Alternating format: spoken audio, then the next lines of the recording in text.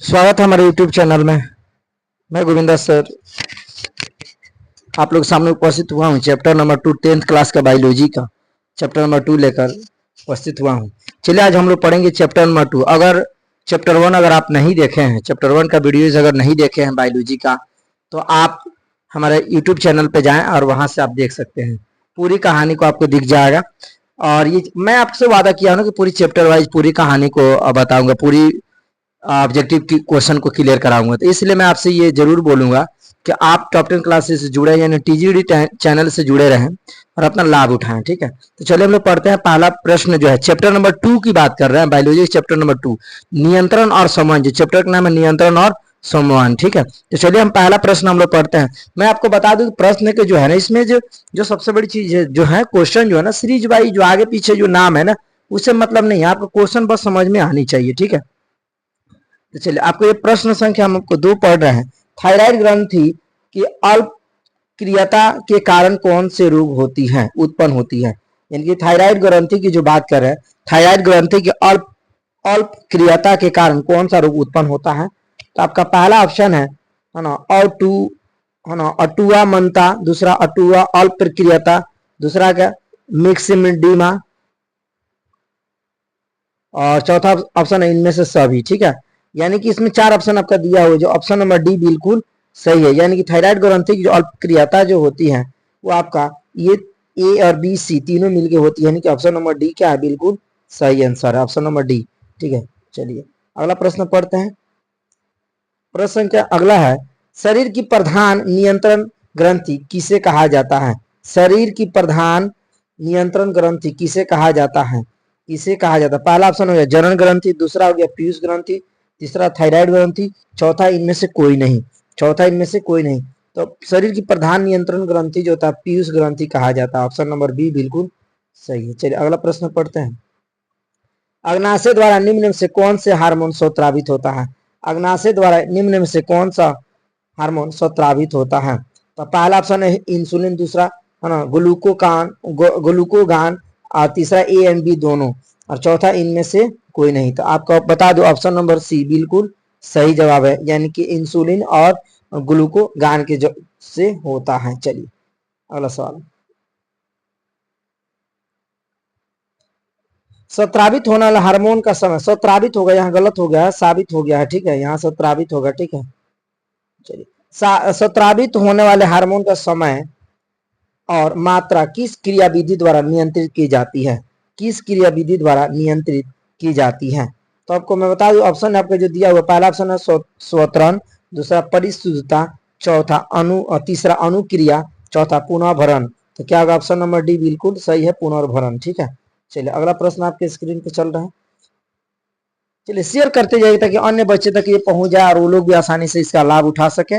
और chapter wise जो है पूरी क्लास, जहाँ आप किसी भी एग्जाम की तैयारी करें, 10th 11th 12th Bihar police, Bihar दरोगा, किसी की सबकी सीरीज वाइज हमारे यहाँ ऑब्जेक्टिव और सीरीज वाइज जो है पूरी लेक्चर के साथ, है ना, पूरी कहानी के साथ उस लेक्चर को अपलोड किया जाता है और लाइव भी क्लासेस चलता है। चलिए अगला प्रश्न है 6 नंबर प्रश्न जो है अनुकुंचन गति किस पौधे पर प्रमाणित की जाती है। अनुकुंचन जो गति की बात हो रही है, पहला ऑप्शन है छुई मुई, दूसरा है घृत कुमारी पर, तीसरा कैंडुला पर, चौथा कैटक्स पर। क्या चीज, कैक्टस, कैक्टस। ठीक है, इनके पहला ऑप्शन छुई मुई पौधे पर, दूसरा हो गया घृत कुमारी पर, तीसरा कैंडुला और चौथा कैक्टस। तो आपको बता दो छुई मुई पौधा क्या होता है, छुई मुई। ऑप्शन नंबर ए बिल्कुल सही जवाब। चलिए अगला सवाल पढ़ेंगे। लीडिंग कोशिकाएं कहाँ मिलती हैं, लीडिंग कोशिकाएं कहाँ मिलती है। तो आपका पहला ऑप्शन है वृषण में, पीयूष ग्रंथि में, अंडाशय में, प्राटु ग्रंथि में। तो वृषण लीडिंग कोशिकाएं जो है वृषण में मिलती हैं। चलिए अगला प्रश्न आपके स्क्रीन पे। कुछ जानवर जुगाली करते हैं, कुछ जानवर जुगालू करते हैं, कुछ जानवर जुगालू करते हैं। पहला प्रश्न स्वास्थ्य के लिए, दूसरा भोजन पाचन के लिए, तीसरा दूध बनाने के लिए, चौथा इनमें से कोई नहीं। यानी कुछ जानवर जुगालू करते हैं, तो बता दे उस ऑप्शन नंबर जो है बी बिल्कुल सही है, भोजन पाचन के लिए। चलो अगला प्रश्न आपके स्क्रीन पे। बीज रहित पौधे के उत्पादन में कौन सहायक होते हैं, बीज रहित पौधे के उत्पादन में कौन सहायक होते हैं। तो बीज रहित पौधे के उत्पादन में कौन सहायक होते हैं? पहला ऑप्शन साइटोकाइनिन, दूसरा आग बीजन, तीसरा ए एंड बी दोनों, चौथा इनमें से कोई नहीं। ठीक है, यानी कि प्रश्न संख्या 9 है उसका ऑप्शन नंबर सी बिल्कुल सही जवाब है, क्योंकि साइटोकाइनिन और आग बीजन इन दोनों के से होता है। चलिए अगला प्रश्न आपके स्क्रीन पे चल रहा है, 10 नंबर प्रश्न है। वृक्क के ऊपर स्थित अंतःस्रावित ग्रंथि है। वृक्क के ऊपर अंतःस्रावित ग्रंथि है, यानी वृक्क के ऊपर स्थित अंतःस्रावित ग्रंथि है। पहला पीयूष ग्रंथि, दूसरा पीनियल ग्रंथि, चौथा अधिवृक्क ग्रंथि, तीसरा अधिवृक्क ग्रंथि, चौथा इनमें से कोई नहीं। तो ये आपका ऑप्शन नंबर जो है 10 नंबर का सी बिल्कुल सही है, अधिवृक्क होता है। चलिए अगला प्रश्न आपके स्क्रीन पे। तंत्रिका कोशिका कितने प्रकार की होती है? तंत्रिका कोशिका कितने प्रकार की होती है? तंत्रिका कोशिका की जो बात करें ऑप्शन नंबर सी, यानी कि बिल्कुल सी जो है, यानी 3 प्रकार की तंत्रिका कोशिका कितने प्रकार की होती है? 3 प्रकार की होती है। चलिए अगला प्रश्न आपके स्क्रीन पे। भोजन का पचना किस प्रकार की अभिक्रिया है? भोजन का पचना किस प्रकार की अभिक्रिया है? पहला उपचयन, दूसरा संयोजन, तीसरा अपचयन, चौथा विस्थापन। तो मैं आपको बता दूं ये जो है संयोजन क्रिया होती है। भोजन का पचना किस प्रक्रिया है? सॉरी गलत हो गया, उपचयन क्रिया क्या होती है? ऑप्शन ए बिल्कुल सही है। क्या चीज? अपचयन। ठीक है, सॉरी उपचयन। क्या चीज? उपचयन। देखिए आपको लगता है ना कि आपके लिए काफी उपयोगी है तो आप लाइक कमेंट शेयर करें, अन्य दोस्तों के पास भी भेजें ताकि उनको भी लाभ मिल जाए। बहुत ऐसे बच्चे होते हैं जो बहुत से मार्केट से बुक खरीद लेते हैं जिनका ऑब्जेक्टिव क्लियर नहीं हो पाती है, बहुत से मिसप्रिंटेड होती है, जिसके चलते बड़ा असमंजस रहता है, कहते हैं कि सर हमको क्लियर नहीं हो पा रहा, बड़ा दिक्कत हो रहा है। तो वो दिक्कत को खत्म करने के लिए हम आपके लिए क्या आए हैं, नेक्स्ट बहुत से इंपॉर्टेंट क्वेश्चन जो है आपके एग्जाम के लिए बहुत से फायदे मिलने वाले हैं। इसलिए हम आपसे ये चाहेंगे कि आप जो है इस अच्छे से सीरीज नोट्स बनाएं और आपके लिए क्या करें, अपना फायदा पहुंचाने का कार्य करें। ठीक है, चलिए अगला प्रश्न है, थायरॉक्सिन का स्वतरण कहाँ से होता है? थायरॉक्सिन का स्वतरण कहाँ से? थायराइड से, यकृत से, वृक्क से, वृषण से। तो आपको मैं बता दूं ऑप्शन नंबर ए बिल्कुल सही है। क्या चीज? थायराइड से। देखो थायराइड क्या आता है कि थायराइड थायरॉक्सिन बढ़ाने की वजह से क्या होता है, खुद बढ़ जाता है, जिसके चलते घेगा गलकंड रोग होता है, क्या होता है कि घेगा निकल जाती है। चलिए तो ऑप्शन नंबर ए बिल्कुल सही है। चलिए अगला प्रश्न, ग्वाइटर अथवा घेगा है ना, ग्वाइटर अथवा घेगा है ना पनपता है किसके द्वारा? चीनी की कमी से, आयोडीन की कमी से, रक्त की कमी से, मोटापा से। यानी कि 14 नंबर जो प्रश्न है ये कह रहा है कि ग्वाइटर अथवा घेगा पनपता है। तो आपको पहले से पता आयोडीन की कमी से क्या था, घेगा रोग होता है। मैंने बताया इसके ठीक 13 नंबर प्रश्न में बताया कि थायराइड जो थायरॉक्सिन बढ़ाने की जगह पर क्या होता है, कभी कभी खुद ही बढ़ जाता है, जिसकी वजह से क्या होता है कि घेगा गलकंड रोग हो जाती है। चलिए अगला प्रश्न आपके स्क्रीन पे, कौन सी अंतःस्रावी ग्रंथि वृक्क के दोनों ओर ऊपर स्थित होती है? कौन सी अंतःस्रावी ग्रंथि वृक्क के दोनों ओर ऊपर स्थित होती है? 15 नंबर प्रश्न जो है इसका पहला ऑप्शन है ना गोनेट्स, दूसरा प्यूटरी ग्रंथि, तीसरा अग्नाशय, चौथा एंड्रीनल। तो आपको ऑप्शन नंबर डी बिल्कुल सही है, एंड्रीनल ग्रंथि जो होती है अंतःस्राव वृक्क के दोनों ओर कार्य करती है। चलिए अगला प्रश्न, प्रश्न संख्या 16 आपके स्क्रीन पे चल रहा है। चलिए निम्नलिखित में कौन सी एक अंतःस्रावी और बाहरी स्रावी ग्रंथि 2 प्रकार की होती है? प्रश्न संख्या 16 जो पहला अग्नाशय, दूसरा थायराइड, तीसरा पराथायराइड है ना पराथायराइड, चौथा प्यूटरी ग्रंथि। तो मैं आपको बता दूं इसका आंसर पहला नंबर बिल्कुल सही है, अग्नाशय होती है, जो दोनों प्रकार की स्रावित अंत और बाहरी दोनों तरह स्रावित होती है। चलिए अगला प्रश्न आपके स्क्रीन पे,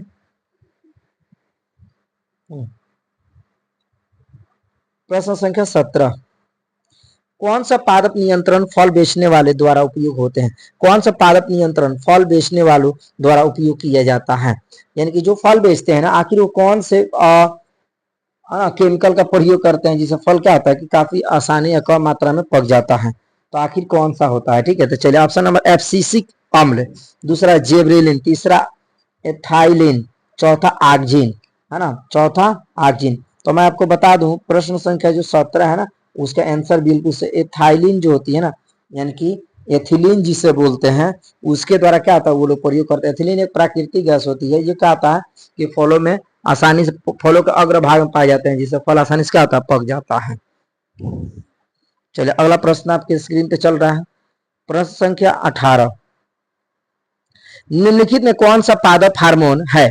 सबसे बड़ी बात बता दूं कि इसमें से कौन सा जो है पादप हार्मोन है? पहला इंसुलिन, दूसरा थायरॉक्सिन, तीसरा एस्ट्रोजन, चौथा साइटोकाइनिन, साइटोकाइनिन, ठीक है, साइटोकाइनिन। ये प्रश्न संख्या आपका 18 की जो बात कर रहे हैं, इसमें पहला ऑप्शन इंसुलिन, थायरॉक्सिन, एस्ट्रोजन और साइटोकाइनिन। तो इसमें ऑप्शन नंबर डी बिल्कुल सही है, साइटोकाइनिन जो होता है।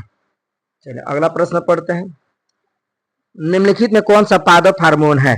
ठीक है, अभी मैंने बताया ना कि साइटोकाइनिन, ये रिपीट हो गया क्वेश्चन। अंतःस्रावी ग्रंथि होती है, अंतःस्रावी ग्रंथि होती है। 24 नंबर प्रश्न। मैंने बोला ना कितने बच्चे कहेंगे सर अभी 18 थे अब 24 चले गए। मैंने क्वेश्चन की सीरीज आगे पीछे हो चुकी है, तो उसके लिए चिंता नहीं करना है, आप सीरीज वाइज अपना नोट कर लेना, लेकिन आप क्वेश्चन अच्छे से पढ़ लो, ठीक है। तो चलिए, अंतःस्रावी ग्रंथि कौन होती है? तो आपको हमारे 24 नंबर का ऑप्शन नंबर ए बिल्कुल सही जवाब है, यानी कि नलिका विहीन। क्या होती है? नलिका विहीन। चलो अगला प्रश्न। प्रत्यवर्ती चाप कहाँ बनते हैं? प्रत्यवर्ती चाप कहाँ बनते हैं? मेरुरज्जु, मस्तिष्क, टिश्यू ऊतक, इनमें से कोई नहीं। तो अब मैं आपको बता दूं ऑप्शन नंबर बी बिल्कुल सही जवाब है, मस्तिष्क में बनता है। चलो अगला सवाल। हार्मोन स्रावित होता है, हार्मोन स्रावित होता है अंतःस्रावी ग्रंथि से, बहिस्रावी ग्रंथि से, नलिका ग्रंथि से, इनमें से कोई नहीं। तो ऑप्शन नंबर ए बिल्कुल सही है, अंतःस्रावी ग्रंथि से। चलिए अगला प्रश्न। मानव में डायलिसिस थैली है, मानव में डायलिसिस थैली है। तो पहला ऑप्शन है नेफ्रॉन, दूसरा न्यूरॉन, है ना। मानव में जो है डायलिसिस होती है, 28 नंबर प्रश्न है, ठीक है। डायलिसिस होती है ना। ये सबसे बड़ी बात बता रहा है, नेफ्रॉन, न्यूरॉन, माइटोकॉन्ड्रिया, इनमें से कोई नहीं। तो नेफ्रॉन की डायलिसिस होती है जिसमें 10 लाख से अधिक ब्रिक नलिकाएं होती है। कितना जी? 10 लाख से अधिक ब्रिक नलिकाएं होती है, ठीक है, याद रखिएगा। ब्रिक नलिकाएं होती है, बहुत इंपॉर्टेंट है, सब्जेक्टिव में प्रश्न बन के भी आते हैं कि नेफ्रॉन की सचित्र वर्णन करें, 5 नंबर के प्रश्न बनते हैं। यहाँ सब्जेक्टिव भी आपके प्रश्न बन के याद रखिए, पूछता है कि नेफ्रॉन में कितनी ब्रिक नलिकाएं होती है? 10 लाख से भी अधिक होती है। चलो अगला प्रश्न आपके स्क्रीन पे, प्रश्न संख्या 29। जीवों में ध्वनि ग्रहण करने की संवेदी अंग है, जीवों में ध्वनि ग्रहण करने की संवेदी अंग है। प्रकाशग्राही, घ्राणग्राही, श्रवणग्राही, है ना। और अगला आपका ऑप्शन है स्पर्शग्राही, स्पर्शग्राही। चलिए, तो ये प्रश्न संख्या 30 है जो प्रकाशग्राही होती है, यानी ऑप्शन नंबर ए बिल्कुल सही जवाब। चलिए ठीक है, पूरी सीरीज वाइज पढ़ोगे ना आपको बहुत फायदे मिलने वाले हैं। पूरे अच्छे तरीके से नोट कर लो, आराम से शांति से बैठ जाओ, कॉपी पेन ले लो और नोट्स बना लो अपने, ताकि आपके एग्जाम के लिए काफी फायदेमंद। बहुत ऐसे बच्चे होते कहते हैं सर हमको बहुत दिक्कत हो रही है, मेरी सब्जेक्टिव क्लियर है, ऑब्जेक्टिव नहीं हो रहे। तो अब वो चिंता छोड़ दो, अब भुला जाओ वो सब बातें। अब आपके लिए हम उपस्थित हो चुके हैं, पूरी सीरीज वाइज क्वेश्चन आपको कराने वाले हैं। वह संरचना जो उद्दीपन की पहचान कराती है उसे क्या कहते हैं? ऑप्शन नंबर जो है आपका पहला, वह संरचना 29 का, सॉरी श्रवणग्राही होगा, ठीक है, गलती हो गया था, स्पर्शग्राही बोल दिए थे। 29 के सी, श्रवणग्राही, याद कर लीजिएगा बउआ। 29 प्रश्न, जीवों में ध्वनि ग्रहण करने की संवेदी अंग है, तो श्रवणग्राही होता है। क्या होता है? श्रवणग्राही, ऑप्शन नंबर सी। चलिए अगला सवाल। 30 की बात कर रहे हैं, तो 30 में जो है, 30 के एक वह संरचना जो उद्दीपन की पहचान कराती है उसे क्या कहते हैं? 30 का जो है ग्राही होती है। क्या होती है? ग्राही, ऑप्शन नंबर ए बिल्कुल सही जवाब। चलिए अगला सवाल। बीज रहित फलों को बनने को क्या कहते हैं? बीज रहित फलों को बनने को क्या कहते हैं? बीज रहित फलों को बनने को क्या कहते हैं? तो 31 नंबर सवाल जो है, पहला अनिषेक फलन, दूसरा अनिषेक अंडपी, तीसरा अग्र प्रभाविकता, चौथा इनमें से कोई नहीं। तो ऑप्शन नंबर सी बिल्कुल सही है, अग्र प्रभाविकता। चलिए 32 नंबर पर, पत्तियों का मुरझाना किस पादप हार्मोन के लिए कारण संभव हो पाता है? पत्तियों का मुरझा जाना किस पादप हार्मोन के कारण संभव हो पाता था? पहला ऑप्शन है जिब्रेलिन, दूसरा साइटोकाइनिन, तीसरा एब्सिसिक अम्ल, चौथा इनमें से सभी।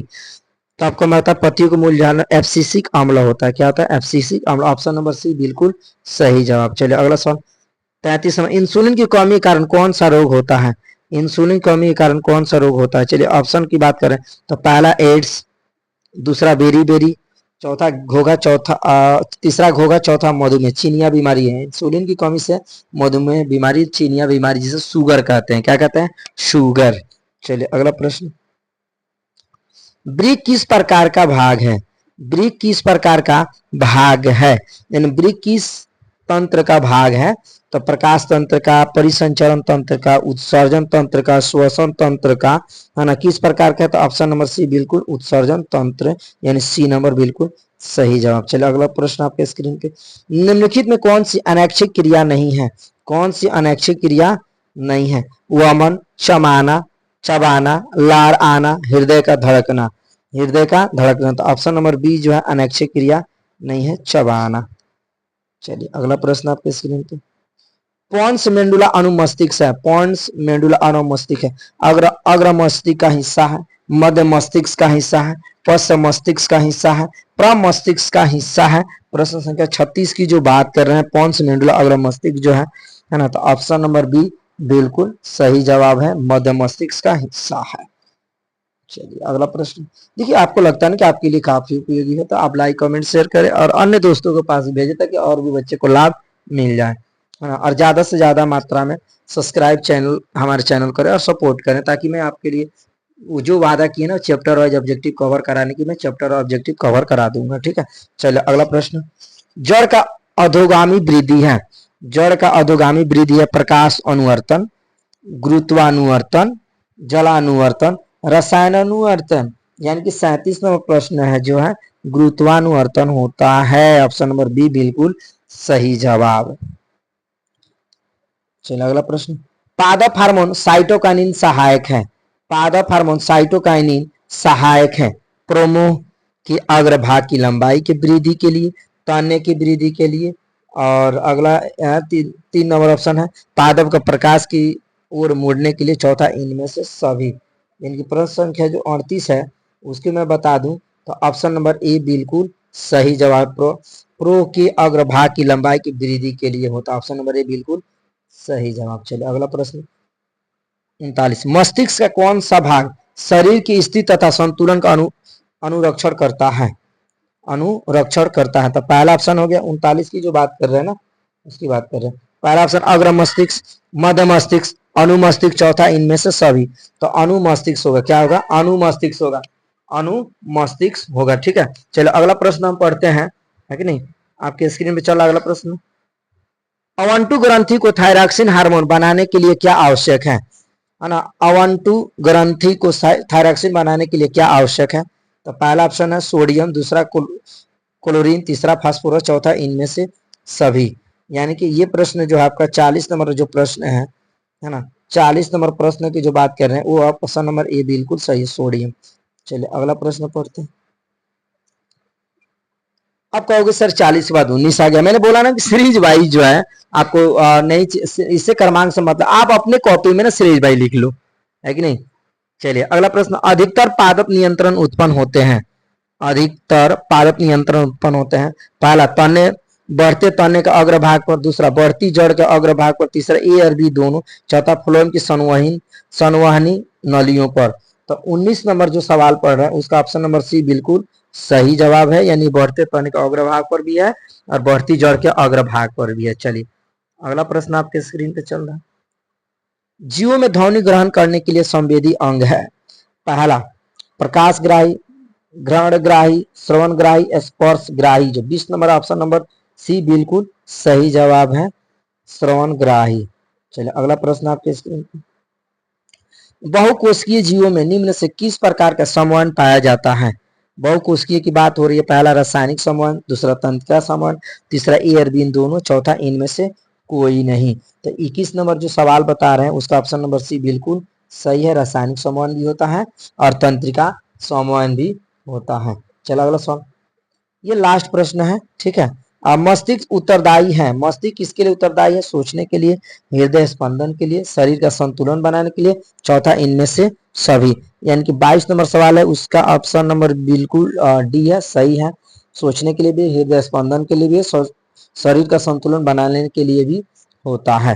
तो इस प्रकार से मैंने आपको पूरा चैप्टर नंबर 2 का बायोलॉजी का मैंने पूरा कवर कराया है ना। उम्मीद करता हूँ कि आपको बेहतर समझ में आया होगा और हमें काफी आप मदद करेंगे, लाइक कमेंट शेयर करेंगे और ज्यादा से ज्यादा मात्रा में आप हमें, है ना, हेल्प करने का कार्य करेंगे लाइक कमेंट शेयर के माध्यम से। तो चलिए मिलते हैं फिर नेक्स्ट वीडियो में, तब तक के लिए बाय बाय।